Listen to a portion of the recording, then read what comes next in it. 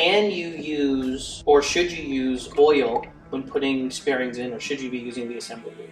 Things like that when you're building. I would say assembly lube for sure. Because you're gonna run a little break-in cycle and change the oil anyways. Assembly lubes have a whole lot more moly and all that kind of stuff that the oils aren't gonna have. Like, they're gonna stay in place. Because the other thing is I know we think of like projects as like the Corvette. It's like we got that engine and it was in immediately. There are so many more projects that people buy engines for, and the engine winds up sitting around for years before they ever use it. And 100% I trust the nice thick out of the tub engine assembly lube over wiping some 1030 on that bearing to still be in place when that motor is finally actually fired up. You know, there's that aspect. So I'm gonna grab a rag. The engine assembly lube doesn't have to be pumped through the engine, so it can be thicker, right? We can't reasonably run engine assembly lube as our oil and expect it to lubricate the engine, especially when things are tight, put in there with the assembly lubes than you are with oil. Now on your cylinder wall, you're not running an assembly lube on your cylinder wall, you're putting oil on the cylinder wall. Yeah, on your rod and main bearings, probably your camshaft. In my opinion, and I'm not an engine builder, I would say 100% run an assembly lube. Don't just use engine